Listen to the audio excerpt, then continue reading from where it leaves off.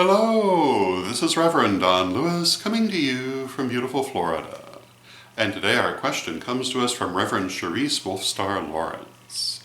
And Reverend Cherise has only just recently received her ordination, so congratulations, Reverend Cherise. And Reverend Cherise has this question. What would be some acceptable offerings that one can make to one's ancestors? And in answering this, the first thing that I would point out is that it depends on the occasion of the offering, in my opinion, how elaborate you would want to be. If you're making daily offerings, keeping it simple is probably a good idea. If we're talking about offerings for the anniversary of the ancestor's birth or death, or special holidays such as Samhain, more elaborate offerings might be appropriate. And if you come from a particular background that has a tradition of ancestor veneration, you might look to that for inspiration as well. Some of the kinds of simple offerings that you might make on a daily basis can be as simple as just giving them your time and attention, being the offering yourself, coming to their presence, speaking to them, if you have learned to do so, listening for their answers. This is a very good offering for the ancestors, and at the same time you might also wish to perhaps light a candle. A candle is a very good offering for the ancestors.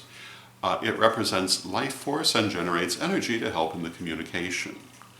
Another possible offering you might consider is water, or water and salt, or water, salt, and flour, which is a very traditional offering because it represents the building blocks of our physical life, the things that we consume.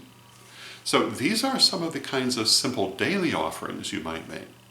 For more important occasions, such as, again, birth or death anniversaries, special holidays, one of the things that's very common to offer to ancestors are their favorite foods, if you know them, or foods that you think they would have liked if you don't know their particular favorites.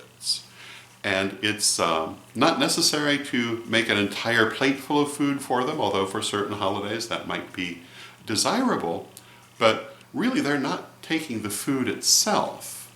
This is a gesture of respect and an offering of energy.